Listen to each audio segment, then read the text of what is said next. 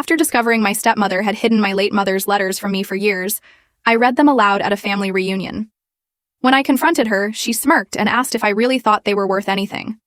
I walked away without a word. 2 months later, she called me in tears, desperately begging me to return them. Can you imagine living your entire childhood with someone who actively, maliciously, tried to erase the memory of your own mother? That's exactly what my stepmother did, right down to stealing the most precious letters my dying mom ever wrote for me. But I found them. And what happened next at our family reunion? Well, let's just say it was a reckoning no one saw coming. Growing up with my stepmother, Victoria, was like being trapped in a constant emotional storm.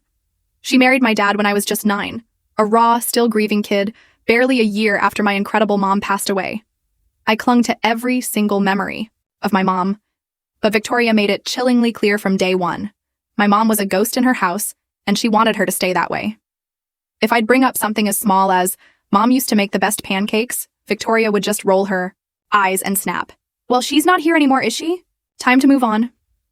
If I ever dared to cry, she'd sigh dramatically, muttering, "You're too sensitive. No wonder you have no friends." It wasn't just words, though. Things started disappearing. A hair clip my mom gave me, gone. A scarf she'd knitted? "Oh, that was old," Victoria said, so I threw it out. My dad, bless his heart, was often away for work, and Victoria knew it. She'd flash him this sickeningly sweet smile, then turn ice cold the second he left the driveway. By the time I was 13, I'd learned to hide anything that reminded me of my mom. I kept a small, treasured box under my bed, photos, a necklace, and a few precious letters my mom had written to me before she passed. I never told Victoria about them, but somehow she found out.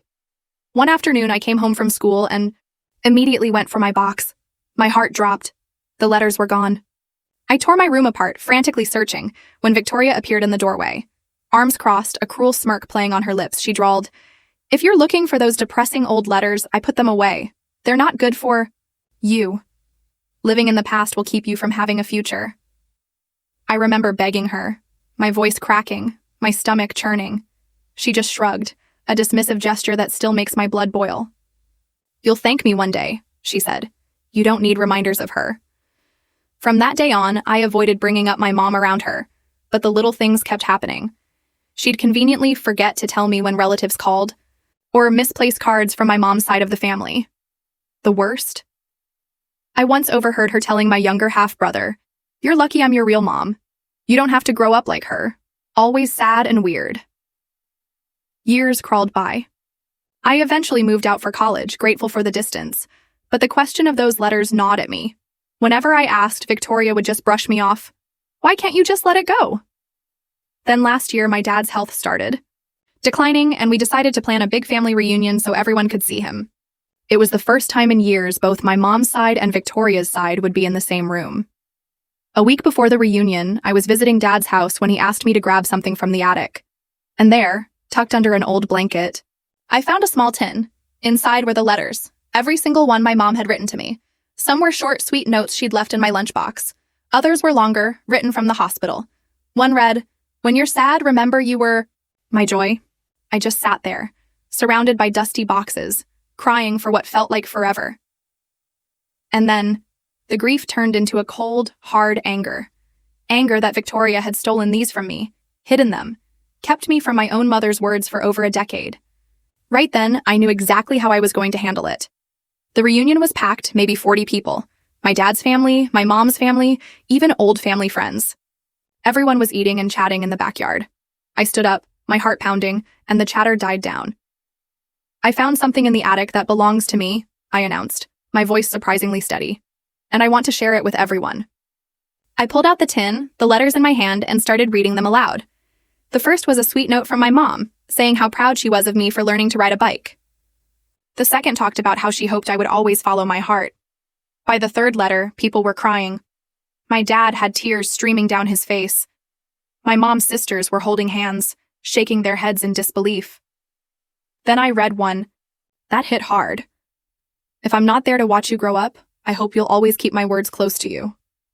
I paused, looked directly at Victoria, her face now pale, then said, "I would have, if they hadn't been hidden from me." The entire backyard went silent. Victoria's face went from pale to fiery red. She stammered, "I never..." "But My dad cut her off, his voice hoarse. You knew she had these letters? She tried to play it off, that condescending tone back in her voice. I was just protecting her from dwelling on the past. It was for her own good. I laughed then, a loud, bitter sound that shocked even me. For my own good? You made me believe they were gone forever. You decided what I could remember about my own mother. That wasn't protecting me, Victoria. That was cruelty. People started murmuring, some shaking their heads at her. My mom's oldest sister, Aunt Caroline, stepped forward, her voice trembling with barely suppressed fury. How could you keep something like that from a child who lost her mother? Victoria's defense crumbled. I didn't think it was a big deal, she mumbled. Then she grabbed her purse and stormed out, muttering something about being ganged up on. My dad didn't follow her. In fact, later that night, he apologized to me for not noticing sooner. He said Victoria would be staying with her sister until things got figured out. Word about what she'd done spread like wildfire among the relatives. Let's just say she's been uninvited from more than a few family events. She wanted to erase my mom from my life. Instead, she made sure everyone would remember her.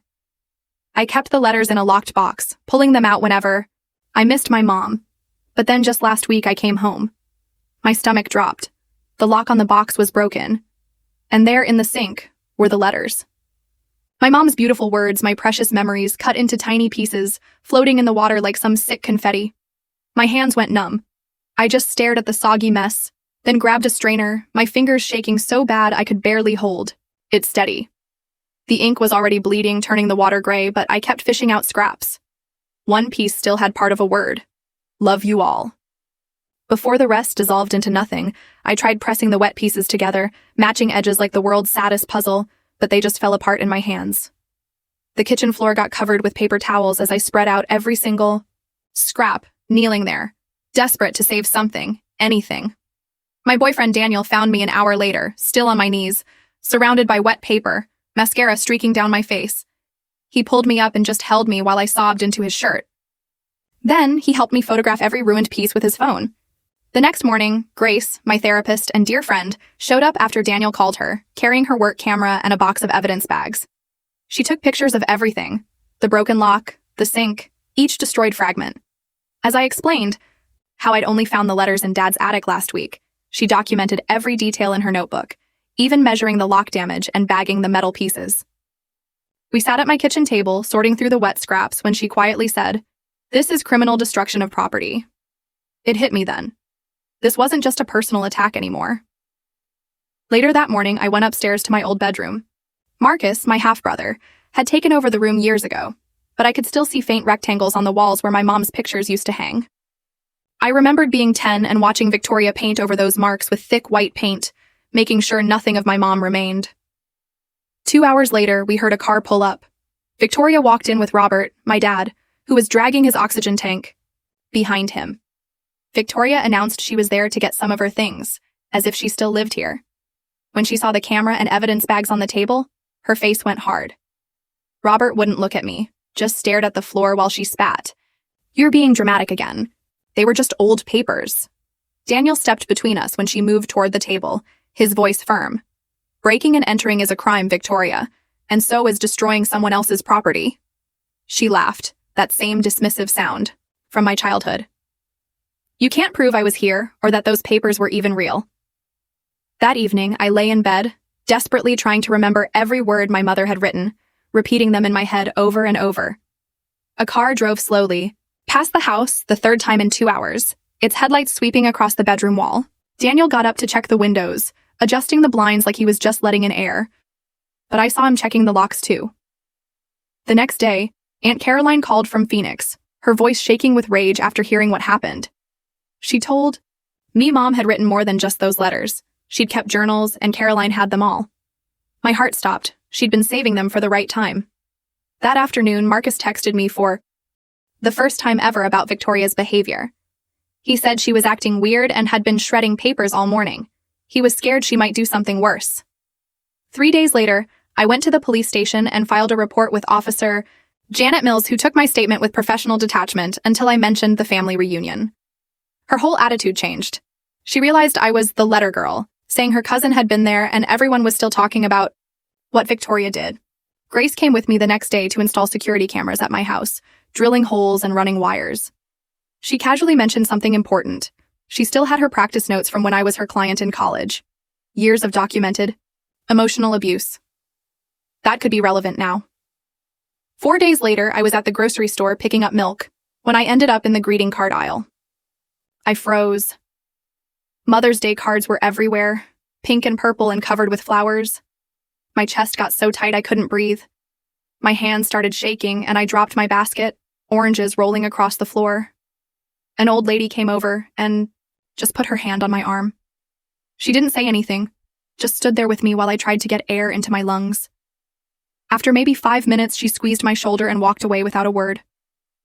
The next morning, I woke up to my phone, going crazy with notifications. Victoria had posted on Facebook about me having mental health issues and needing prayers for my healing. Within an hour, she had 40 people commenting about how hard it must be for her dealing with my problems. I took screenshots of everything before she could delete it. Rebecca, my cousin, called me that afternoon, so mad she was practically yelling. She was done staying quiet. Her dad had told her Victoria was spreading lies at church about me having a breakdown at the reunion. Robert finally called me the day after that. I could hear him wheezing through the phone when he started talking about my mom's things.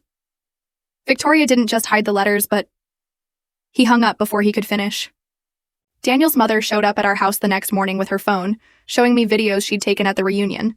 My whole speech, Victoria's face getting redder and redder. "This might help if you needed proof of what really happened," she said.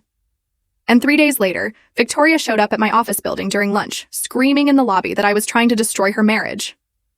Security had to drag her out while 20 of my coworkers watched, and my supervisor wrote everything down for HR. That night, I couldn't sleep. At 3:00 in the morning, I found Daniel sitting in our dark living room, holding a baseball bat, pointing at the motion sensor lights going off in our backyard. Both of us stayed awake until sunrise, watching the windows. Marcus texted me to meet him at a coffee shop downtown the next day. When I got there, he slid his phone across the table, showing me pictures he'd taken of Victoria's car trunk. It was full of my mom's jewelry box, her wedding album, even the perfume bottle she used to keep on her dresser. The day after that, I drove to the cemetery for the first time since finding the letters. I sat by my mom's headstone for 2 hours, telling her everything that had happened while the groundskeeper pretended not to see me crying. Aunt Caroline showed up from Phoenix the next morning with 2 cardboard boxes she'd been keeping for years. Inside were all these journals my mom had written during her last year, including one entry that said, if something happened to her, she prayed Robert would protect me from Victoria's jealousy. Caroline and I sat on my living room floor, surrounded by notebooks filled with my mom's neat handwriting. We spent the whole afternoon going through them page by page. My mom had written about Victoria from the very beginning, how she'd shown up at the coffee shop where my dad went every morning. The entries got darker as time went on. She wrote about finding her wedding photos torn up in the trash, Victoria claiming the dog must have gotten them. She documented Victoria calling me Robert's first mistake, when she thought no one was listening. The worst entry was from 2 weeks before she died, describing how Victoria would lean over my bed at night and whisper that I wasn't hers. Caroline's hands shook as she turned the pages. She kept wiping her eyes and squeezing my shoulder. We found receipts my mom had saved, bills Victoria had hidden, even a note from my teacher asking why I'd stopped bringing lunch money. Everything was dated and organized, like evidence. 3 days later, I brought the journals to Grace's office. She read through them professionally, taking notes on a yellow pad. After 2 hours, she sat them down and looked at me seriously. She said my mom was documenting abuse, that these read like someone preparing for a custody battle. We sat there in her small office, the afternoon sun coming through the blinds, neither of us saying anything for a long time. The next morning, Robert called Victoria into the living room to confront her about the journals. I could hear them arguing from upstairs, his voice getting louder and louder. Then I heard a crash and Victoria screaming. I ran downstairs to find Robert on the floor clutching his chest. The paramedics arrived within 10 minutes, but it felt like hours. As they lifted him onto the stretcher, he grabbed my hand so tight, it hurt. His lips were blue, but he managed to whisper about the attic, that there was more up there she didn't know about. Victoria climbed into the ambulance, playing the worried wife, telling the paramedics about his heart medication. The moment the ambulance left, Marcus showed up, and we went straight to the attic. We pulled apart boxes and moved old furniture, checking every corner. Behind some pink insulation stuffed in the wall, Marcus found a plastic storage box wrapped in garbage bags. Inside were my parents' love letters tied with ribbon, my baby book with all my first milestones, and a VHS tape labeled Emma's First Christmas 1995. Everything Victoria had told us was destroyed in a basement flood. 10 years ago. Marcus helped me carry it all to my car while checking the street for Victoria's car. That night, I sat alone in my dark apartment and put the tape in my old VCR player. My mom's voice filled the room as she narrated me opening presents, her laugh echoing when I tried to eat the wrapping paper. She picked me up and faced the camera, saying, "Someday you'd understand how much you were loved." I rewound it and watched again, then again. I watched it 17 times until I had memorized every word, every laugh, every moment of her holding me. The next afternoon, Victoria came home from the hospital and immediately noticed things were moved in the attic. Within an hour, she'd called the police, claiming I'd robbed her while she was with my dying father. Officer Janet Mills showed up at my door, looking tired and annoyed. Victoria had given her a whole list of stolen items, including jewelry and cash. I showed Janet the box with everything clearly labeled in my mom's handwriting, the baby book with my name on every page. Janet looked at the evidence, then at Victoria, and said she wasn't filing any charges for someone reclaiming their own property. Victoria's face turned purple, but she couldn't argue with a cop. That evening, Rebecca started a family group chat without Victoria and began sharing her own memories of my mom. She posted a photo from my second birthday that Victoria had said was lost, then Caroline added pictures from my parents' wedding. Within hours, cousins and aunts were contributing their own photos and stories. Things Victoria had convinced them were gone forever. Everyone had been told the same lies about floods and fires and accidents. The digital resurrection of my mom was happening in real time on our phones. I tried going back to work, but couldn't focus on anything. Every email notification made me jump, thinking it was Victoria's lawyer. Every phone call could be about Robert's condition. My supervisor, Karen, found me crying in the bathroom and suggested I take medical leave. I told her I couldn't afford to lose my job, not now, when everything was falling apart. She let me work from home, but I still couldn't concentrate. 2 days later, Victoria filed a restraining order against me, claiming harassment and theft. The court date was set for 2 weeks away. She also convinced Robert, while he was on heavy medication, to sign power of attorney over to her. Marcus called me crying when he found out, saying she wouldn't let him visit anymore. Grace immediately connected me with a family law attorney, named Diane Foster, who agreed to take my case for free after hearing the whole story. Diane reviewed all the evidence in her downtown office, spreading the journals across her conference table. She explained that Victoria was trying to establish a pattern of me being unstable and dangerous. She said we needed to document everything from now on, every text, every call, every interaction.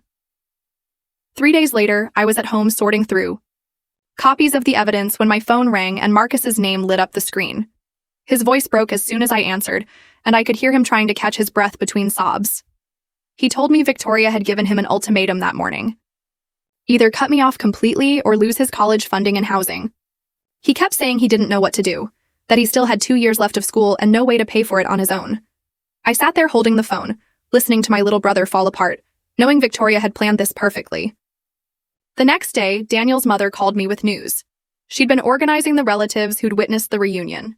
She'd gotten 12 people to write detailed statements about what they'd seen and heard that day, creating a paper trail that Diane said would be crucial for our case.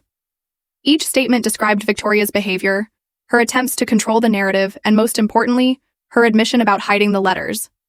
That evening, I was checking my email when I noticed a notification from my mom's memorial Facebook page. Someone had deleted half the photos and removed dozens of posts people had written over the years. My hands shook as I scrolled through what was left, seeing gaps where memories used to be. When I called Facebook support, they told me only the page administrator could make those changes, and somehow Victoria had gotten herself listed as the primary admin years ago. The representative said there was nothing they could do without a court order. 2 days passed before I found myself sitting in my car outside the hospital where my dad was still recovering. The security guard at the entrance had my photo on a list Victoria had given them, claiming I was dangerous and shouldn't be allowed near my dad. I watched other families walking in and out, carrying flowers and balloons, living their normal lives while I couldn't even visit my own father. Rebecca texted me that he'd been asking for me, confused about why I hadn't come to see him. The next morning, Aunt Caroline drove to the hospital with 3 of her friends as witnesses. She walked right up to Victoria in the lobby and said, loudly enough for everyone to hear, that she was a thief and a liar who'd stolen from a grieving child. Victoria's face went red as she called for security, but Caroline had already turned and walked out. 3 visitors recorded the whole thing on their phones, and by that afternoon, the video was spreading through our extended family's group chats. Rebecca showed up at my apartment the following day with a small USB drive hidden in her pocket. She said Marcus had given it to her before Victoria took his phone away. When I plugged it in, I found 6 audio files. Each one was a recording Marcus had made secretly over the past few weeks, including one where Victoria laughed about my reaction to finding the destroyed letters and said she'd done it for my own good.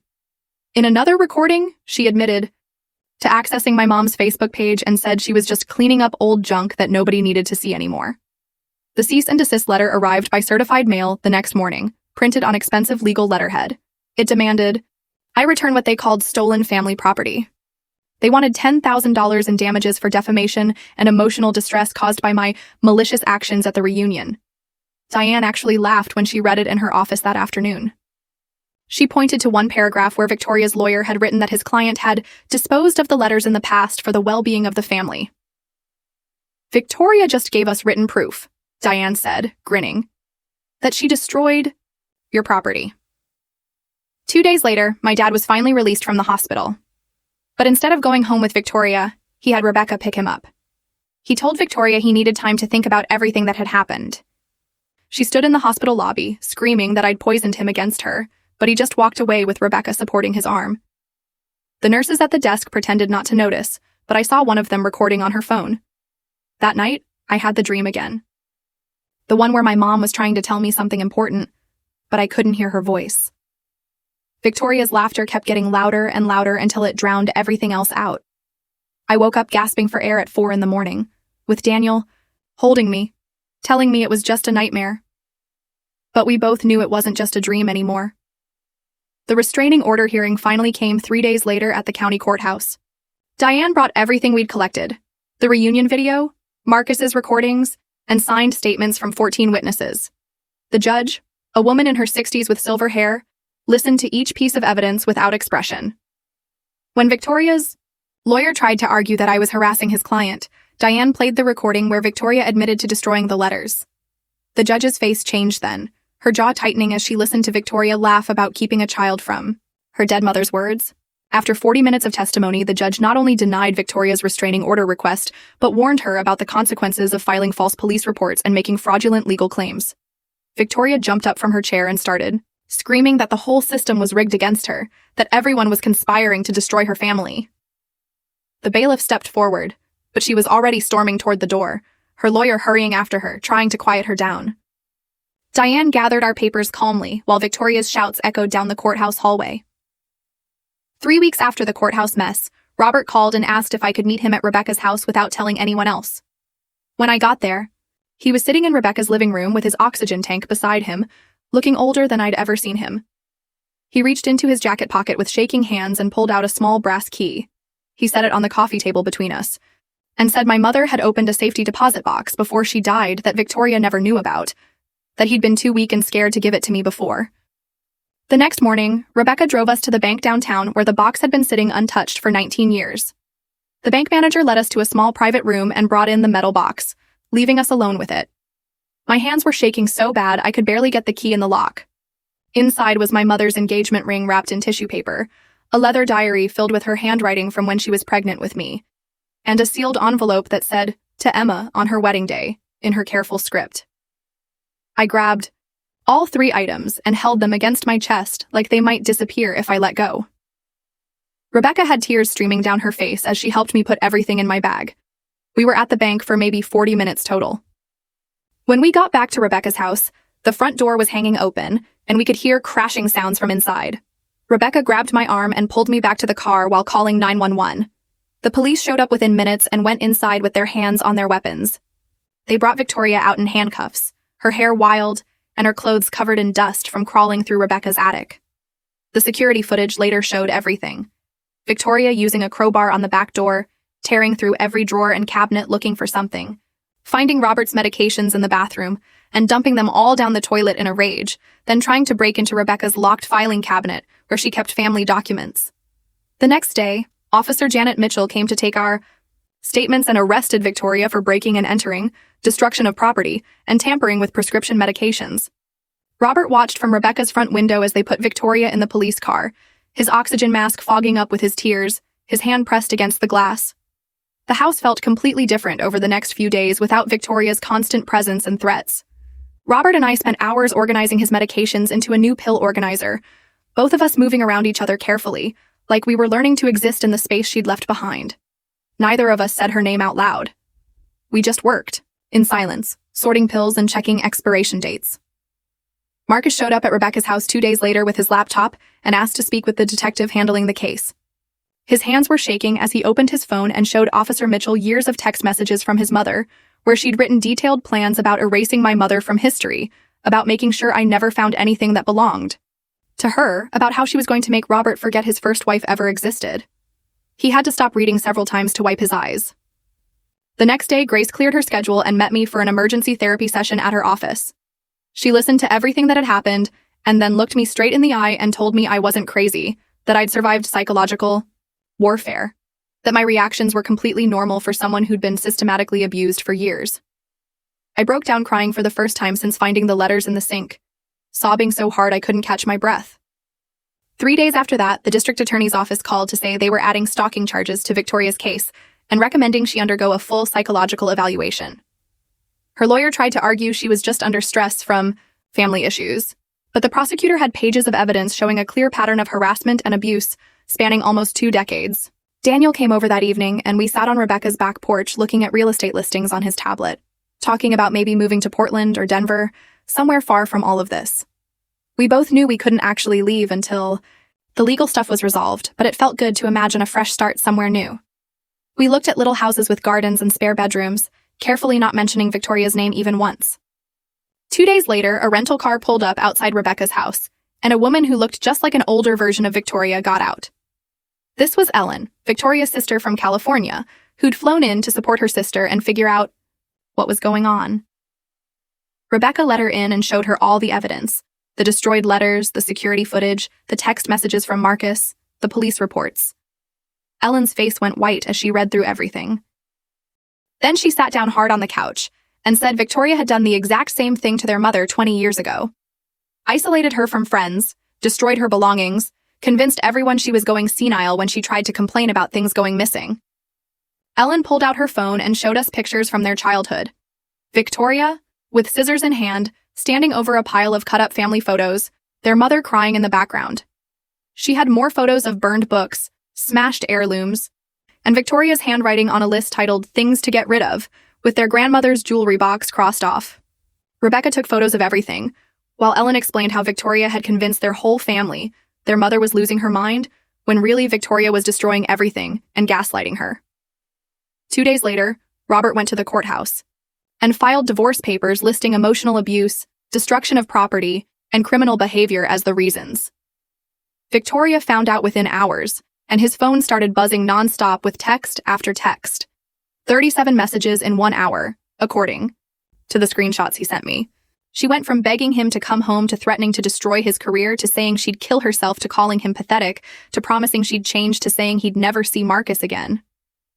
Each message got saved and forwarded to his lawyer. The next morning, I finally sat down with the box of letters and found one labeled, "For my daughter on her wedding day," that I'd never opened. My hands shook as I read my mother's words about hoping I'd find someone who loved me the way Robert had loved her before she got sick. How she worried about leaving me alone and vulnerable. How she hoped I'd be protected and cherished. She'd been right to worry. I folded the letter carefully and put it back in the box. Then I noticed movement outside my window and jumped, heart racing. It looked like Victoria standing by the mailbox, but when Daniel checked, it was just our neighbor in a similar coat. This kept happening over the next few days, seeing her in store windows, in passing cars, in shadows across the yard, even though Daniel kept reminding me she had an ankle monitor and couldn't leave her house. The paranoia was exhausting, but I couldn't shake it. Then Grace called to tell me someone had posted the family reunion video on TikTok with a caption, "Woman reads dead mom's hidden letters at family reunion after evil stepmom hid them." It had 3 million views already. The comments were full of people sharing their own stories about family members who'd erased deceased parents, destroyed photos, hidden letters, sold belongings without permission. Victoria's name was all over the comments since someone had identified her from the video and linked her arrest records. Her employer saw it and fired her immediately. 3 days later, Victoria's court-ordered psychological evaluation results came back, showing narcissistic personality disorder with paranoid features and antisocial behavior patterns. Her lawyer tried to use this for an insanity defense, but the prosecutor pointed out that her actions showed careful planning and awareness of wrongdoing, like waiting until Robert was gone to destroy things and lying about what happened to them. Marcus called that night to say he couldn't afford his apartment without Victoria's help, since she'd been paying half his rent, so Rebecca offered to let him stay in her spare room. Robert felt terrible about Marcus struggling and went through Victoria's jewelry box, selling her diamond tennis bracelet and pearl necklace to set up a fund for Marcus's expenses. When he handed me the check to give to Marcus, he said my mother would have wanted us to help him since none of this was his fault. 2 days later, Aunt Caroline picked me up early in the morning, and we drove to the cemetery with fresh flowers and a bag full of the photos Victoria had tried to destroy. We spent hours at my mother's grave, arranging the flowers and creating a small memorial with the recovered items, placing each photo carefully against the headstone and weighing them down with stones. Aunt held my hand as we stood there reclaiming the space that Victoria had tried to keep me from visiting all those years. The next week felt like drowning in slow motion when we got the notice that Victoria's trial was set for 3 months out.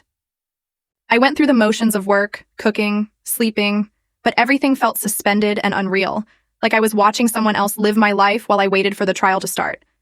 I marked each day on the calendar with a black X, counting down. Then Victoria's lawyer contacted the prosecutor about a plea deal, where she'd plead guilty in exchange for probation and mandatory counseling instead of jail time. The DA called me to ask what I thought, and I sat there with the phone in my hand, torn between wanting her punished for everything she'd done and just wanting this nightmare to be over so I could move on with my life. Before I could answer, Ellen showed up at the prosecutor's office with a manila envelope full of childhood photos showing Victoria's pattern going back decades. Pictures of cut faces in family albums, burned letters in the fireplace, smashed heirlooms in the garbage, even a photo of young Victoria standing over a box of their grandmother's things with a lighter in her hand. Ellen sat down with the prosecutor and said Victoria had always been this way, but their family just made excuses. Said she was troubled, said she needed understanding, said she'd grow out of it, but she never did. And now, look where we all are, Ellen finished, her voice shaking. 2 days later, Robert showed up at my apartment without calling first, standing in my doorway with his shoulders slumped and his eyes red like he'd been crying for hours. He walked past me into the living room and sat down on my couch, putting his head in his hands and just shaking for a minute before he looked up at me. "I failed you," he said, his voice breaking. "I was so afraid of being alone that I let her hurt you. Your mother would never forgive me." We both started crying then, sitting there on opposite ends of the couch until he moved closer and hugged me for the first time in years. A real hug, not the quick, awkward ones we'd been doing.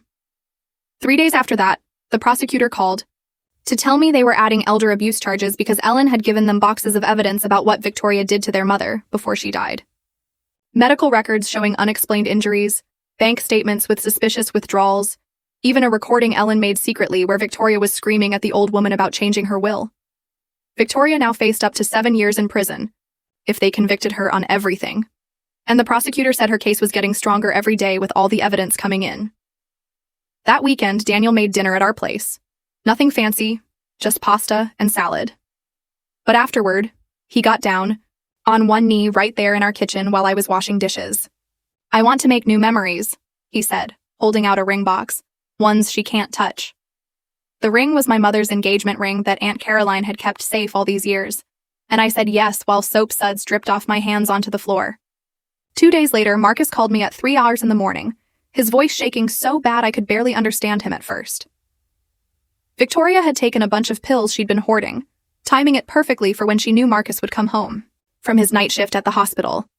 He found her on the bathroom floor with the empty bottles arranged neatly beside her, and a note that just said, "You did this to me," in her perfect handwriting. The paramedics got there in time and pumped her stomach. But Marcus told me later, while we sat in the hospital waiting room, that he thought she wanted to be saved, that it was just another manipulation to make everyone feel guilty and maybe get sympathy from the jury. The hospital put her on a 72-hour psychiatric hold, and her lawyer immediately filed papers saying she wasn't competent to stand trial, that she needed mental health treatment, not prison. The prosecutor warned me this could delay everything for months while they did evaluations and fought about whether she was faking or really having a breakdown. I started having panic attacks about throwing anything away after that, keeping every receipt, every piece of paper, every plastic bag, because what if I needed it later? What if it was important and I lost it forever? Like the letters. Daniel found me one night sitting on the floor of our storage room, surrounded by boxes of junk, crying because I couldn't decide what to keep and what to throw away. He sat down with me and helped me sort through everything piece by piece, understanding that this wasn't really about the stuff, but about the fear of losing more memories, more pieces of my past. 3 days later, Rebecca called to say she'd organized a memorial service for my mother, something we never got to do properly because Victoria rushed the funeral and kept it small. 40 people showed up at the church, people I hadn't seen in years, who all had stories about my mom that Victoria had tried to make us forget. Robert stood up and talked about his wife for the first time in 19 years, telling everyone how she used to sing in the shower and leave him funny notes in his lunch and how she'd wanted to be a teacher before she got sick. 4 days after the memorial, the psychiatric evaluation came back saying Victoria was competent to stand trial, that her suicide attempt was what they called instrumental, which meant calculated to achieve a goal, not from genuine mental illness. The doctors testified that she'd been selective about what pills she took, choosing ones that would make her sick but not kill her, and that she'd shown manipulative behavior throughout her hospital stay, playing up symptoms when people were watching and acting normal when she thought she was alone. The judge set a new trial date for next month and denied her lawyer's request for another evaluation. I had to testify before the grand jury about everything. 20 years of her destroying things, hiding things, trying to erase my mother from existence. They asked me question after question for 3 hours while I told them about the photos, the letters, the jewelry, the books, everything she'd taken or destroyed or hidden. The grand jury came back with indictments on all counts, and Victoria's public defender immediately asked for another psychological evaluation, claiming the first one was biased. The judge denied it and said they needed to stop delaying and set a firm trial date. Grace testified as an expert witness about the psychological impact of what Victoria did, explaining to the jury how systematic emotional abuse and the destruction of a child's connection to a deceased parent causes lasting trauma. Victoria sat there watching with no expression on her face, but I could see her hands shaking in her lap, her fingers twisting her wedding ring around and around. The prosecutor stood up and asked Victoria if she wanted to reconsider the plea deal they'd offered earlier, 3 years in prison with 5 years probation and mandatory psychiatric treatment. Victoria's lawyer whispered in her ear for what felt like forever. While the whole courtroom waited, she finally nodded and said she'd take it. The judge scheduled sentencing for 2 weeks later and reminded her she'd have no contact with any family members as part of the deal. It wasn't the 10 years we'd hoped for, but it was more than we expected her to get. 2 days after the plea deal, Robert called me over to his house to meet with his lawyer about changing his will. He signed papers that made sure everything that belonged to my mother would come directly to me, including her jewelry, the china set, and even her recipe box Victoria had hidden. The lawyer also drew up adoption papers for Marcus, since Robert wanted to make sure his inheritance was protected, no matter what happened. Robert signed everything with steady hands and told me we were rebuilding this family the right way. That weekend, we went to the house to pack up Victoria's things for storage. The place felt different without her presence, like a weight had been lifted off the walls themselves. Marcus helped me carry boxes to the attic while Robert sat in his chair, directing us where to put things. We found Victoria's collection of self-help books about dealing with difficult stepchildren, and Marcus threw them straight in the trash. He didn't keep a single thing of hers, not even the birthday cards she'd given him over the years. The sentencing day came faster than expected. Victoria stood in front of the judge wearing the same black dress she'd worn to my mother's funeral, which felt like another slap in the face. She read a statement blaming everyone but herself, claiming she only wanted to help us all move forward and that we'd twisted her good intentions. The judge cut her off halfway through and told her that wanting to erase a woman from existence wasn't help. It was cruelty. He sentenced her to the full 3 years with no possibility of early release. 2 days later, they took Victoria to the state women's prison 3 hours away. Robert stayed home, but Marcus and I went to watch them lead her away in handcuffs. Marcus stood next to me on the courthouse steps and said he needed to see it end. We watched the van drive away, and neither of us said anything for a long time. That weekend, I finally did something Victoria had forbidden, for years. I took my mother's ashes from the closet where Robert had hidden them and brought them to her old garden behind the house. Robert, Marcus, Caroline, and Daniel helped me spread them among the roses she planted when I was little. Caroline planted new flowers around the edges while Marcus dug holes for the bulbs my mother had loved. We worked in silence mostly, but when we finished, Caroline said, "Your mother is finally home." The next week, I got access to the family Facebook page Victoria had controlled for years. I made myself the administrator and started adding back all the relatives she'd blocked over the years. Within hours, hundreds of photos and memories started flooding in from cousins and aunts who'd been shut out. People shared pictures of My mother I'd never seen, stories about her childhood, videos from family gatherings Victoria had deleted. My mother's digital presence came back to life, photo by photo. Marcus came over that weekend with a box of old photo albums he'd found in the basement. We sat on my couch going through them page by page, him seeing most of the pictures for the first time. He pointed at a photo of my mother holding me as a baby and said she looked kind. I told him she was, and that he would have loved her. He asked me to tell him more stories about her, and we stayed up until 3 a.m. looking through every album. 3 days later, Ellen, Victoria's sister, filed a lawsuit against Victoria's estate for stealing their mother's inheritance. Years ago. She had bank statements and forged documents proving Victoria had taken over $200,000 meant for both sisters. The court immediately froze all of Victoria's hidden assets pending investigation. Ellen's lawyer said Victoria could face additional federal charges for elder abuse and fraud. Meanwhile, Robert's health started getting better without the daily stress. His doctor ran tests and said his blood pressure had dropped 20 points in just 2 weeks. Robert could walk to the mailbox without getting winded and his hands stopped shaking. He told me peace was better medicine than anything they could prescribe. 3 months passed and the nightmares wouldn't stop. I'd wake up at 2 a.m. and check every lock in the apartment twice, then check them again. Daniel would watch me from the bedroom doorway without saying anything, while I tested each window latch and rattled the deadbolt. My hands shook every time someone knocked on the door, even when I knew it was just the pizza delivery guy. I kept a baseball bat next to the bed and pepper spray in every room. Daniel never complained when I'd get up for the 3rd time in one night to make sure the front door was really locked. He'd just pull me back into bed after and hold me until my heart stopped racing. The therapist said this was normal after what happened and that healing takes time, but knowing that didn't make the fear go away. 3 days later, the whole family got together again at Aunt Caroline's house for what everyone called the Remembrance Reunion. People brought photo albums and old videos and stories about my mom that I'd never heard before. Marcus showed up with a box of her old recipes he'd found in Robert's attic. Grace brought a quilt my mom had started making when she was pregnant with me. Rebecca had tracked down my mom's college roommate who drove 6 hours just to tell me stories about their adventures. We set up tables in the backyard with all the photos spread out, and everyone took turns sharing memories. Nobody mentioned Victoria's name once, and her chair from the last reunion stayed folded up in the garage. Robert looked 10 years younger as he told stories about meeting my mom at a bookstore and their first date at a terrible Italian restaurant. Marcus called me 3 days after that with news that made him sound happier than I'd heard him in years. He'd gotten into grad school with a full scholarship for their psychology program. He said he wrote his application essay about family trauma and recovery and how watching our family deal with Victoria had inspired him to help other people escape toxic relationships. The admissions committee told him it was one of the most powerful essays they'd ever read. 2 days later, Robert called with news from Victoria's lawyer. She'd been put in solitary confinement after trying to manipulate her cellmate into smuggling letters out for her. The guards caught her trying to convince another inmate to contact me, pretending to be a long-lost relative. Even locked up, she couldn't stop trying to control people. The warden said this was her 3rd attempt at manipulation in 2 weeks. They moved her to a more secure unit with no contact with other prisoners.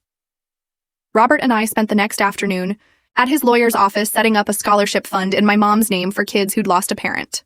We used some of the money from selling Victoria's jewelry collection that the court had awarded us. The lawyer helped us write the requirements so it would help kids like I'd been, dealing with grief while trying to stay in school. Within a week, we got our first application from a girl whose dad had died of cancer.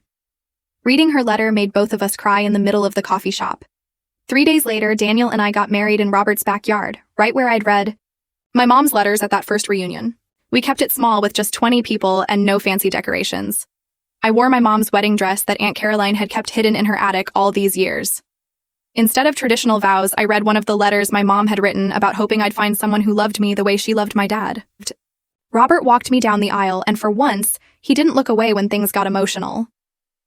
Daniel's hands shook when he put the ring on my finger, but his voice stayed steady when he promised to always make me feel safe. Marcus stood up during the reception and gave a speech that made everyone stop eating.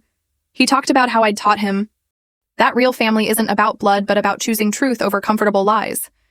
He said watching me stand up to Victoria had shown him what actual love looked like, not control dressed up as caring. He thanked me for being the sister I needed, even when it meant losing the mother he'd known. Not once did he say Victoria's name. 3 days after the wedding, the district attorney called with news nobody expected. 4 other women had come forward after seeing the news coverage of Victoria's trial, saying she'd done similar things to them over the years. One was her college roommate who said Victoria had stolen her identity to take out credit cards. Another was a co-worker from 15 years ago who Victoria had gaslit into thinking she was losing her mind. The prosecutor said with these new charges, Victoria could face up to 10 years instead of 3. The other women wanted to testify at a new trial, and the judge had already approved adding the charges. 2 days later, I sat in the courtroom while Ellen and 3 other women told their stories about Victoria's patterns going back 40 years. Ellen described how Victoria had isolated her from her family and convinced her she was too stupid to manage her own money. Another woman sobbed while explaining how Victoria had befriended her after her husband died, then slowly took control of her finances and tried to get power of attorney. The prosecutor showed a pattern of Victoria targeting vulnerable women and systematically destroying their support systems. Victoria sat at the defendant's table with her jaw clenched and her hands folded, but everyone could see her mask had finally cracked completely. 3 days after that, her lawyer delivered a letter from Victoria that he said was an apology. But I recognized the manipulation before I even opened it. I took it out to my mom's garden behind Robert's house where we'd planted roses after the trial. Without reading a single word, I held my lighter to the corner and watched it burn. Some words don't deserve to be heard, and some people don't deserve forgiveness. The ashes floated away on the wind while I watered the roses that were finally starting to bloom. 2 weeks later, I got the call from the prosecutor that Victoria had decided to plead guilty to all the charges instead of going to trial. The courtroom was packed when we went for the sentencing hearing, and I watched her stand there in her orange jumpsuit, looking smaller than I'd ever seen her. The judge took his time reading through all the charges, including fraud, theft, destruction of property, harassment, and emotional abuse of minors. When he finally got to the sentence, he looked right at her and said she was a systematic destroyer of families who'd shown no remorse for her actions. 10 years total, with no chance of early release for at least 5 years. She didn't even look at us when they led her away in handcuffs. 2 days after that, we held a celebration of life for my mom on what would have been her 60th birthday at the community center downtown. Over 100 people showed up, including relatives I hadn't seen in years, and friends from her old job who still remembered her. Robert stood up at the microphone, and for the first time in over 20 years, he talked about their love story without looking over his shoulder or lowering his voice. He told everyone about their first date at the ice cream shop on Main Street and how she'd gotten chocolate sauce on her nose and laughed so hard she snorted. He talked about their wedding day and how she'd insisted on dancing to every single song even after her feet hurt. He talked about the day I was born and how she'd held me for 6 hours straight, refusing to put me down because she said I was too perfect. By the end, everyone was crying, but it felt good, like we were finally washing away years of silence. That week, I started volunteering at the support group for adult children of narcissistic parents that met at the library every Tuesday night. The first time I shared my story, my hands were shaking so bad I had to sit on them. But people nodded and understood in ways that made me feel less alone. One woman said hearing about the letters helped her realize her own mother had been hiding things from her dead father's family. Another man said my story gave him courage to finally cut contact with his toxic stepfather. Every week more people came, and we built this little community of survivors helping each other see the patterns we'd been too close to recognize. Marcus came to me the next week with legal papers and a huge smile on his face. He'd officially changed his last name from Williams to Robert's maiden name, Sullivan, cutting the last tie to Victoria. He said he got to choose who his family was, and he was choosing us. We all went out for pizza to celebrate, and for the first time in years, we felt like a real family sitting around that table covered in red checkered plastic. Robert put his house on the market that weekend, saying there were too many ghosts in those walls and he wanted to start fresh. We spent 3 days packing up everything worth keeping while Victoria's stuff went straight into a storage unit that the court would deal with. He found a nice little condo near Rebecca's apartment with a balcony where he could grow tomatoes and no memories lurking in every corner. The morning I found out I was pregnant, I just sat on the bathroom floor staring at the test for 20 minutes. Daniel found me there, and when I showed him the stick, he picked me up and spun me around so fast, I thought I might throw up for real this time. We decided right away that if it was a girl, we'd name her after my mom, because the cycle of erasing women from our family was ending with us. A package arrived at my door the next week with no return address, just a Cedar Rapids postmark. Inside was a shoebox full of photos I'd never seen before, from someone who'd known my mom in college. There were pictures of her at 19, laughing, at a party with her hair in braids, and pictures of her studying in the library with her glasses sliding down her nose. At the bottom was a letter she'd written to her friend about wanting to be a mom someday, and how she hoped her kids would know how much they were wanted even before they existed. The woman who sent them said she'd seen the news articles about Victoria's arrest and thought I deserved to have these pieces of my mom back. 5 days later, we all drove out to the cemetery together for the first time since the trial ended. My belly was just starting to show under my sweater, and I pressed my hand against it as I knelt by my mom's headstone. I pulled out the last letter she'd written me before she died, the one about wedding days and grandchildren and all the moments she'd miss. My voice only shook a little as I read it out loud to her, and when I got to the end, I put my hand on the cold granite and told her she was going to be a grandmother. Marcus stood beside me with his hand on my shoulder, while Daniel held my other hand, and Robert sat on the bench with Caroline, both of them crying quietly. We stayed there until the sun started setting, and the cemetery worker came to tell us they were closing soon. As we walked back to the car, I looked back one more time at her headstone surrounded by the roses we'd planted, and thought about how Victoria had tried so hard to erase her from our lives. She'd burned the letters and hidden the photos and forbidden us from speaking her name. But here we were anyway, carrying her memory forward into the next generation. The letters might be gone, but her words lived in us now, passed down through stories and memories, and the love she'd planted that even Victoria couldn't kill. My mom was more alive in our hearts than she'd been in 20 years, and Victoria was locked in a cell where she couldn't hurt anyone else. She wanted to erase my mother, but instead she'd made her eternal.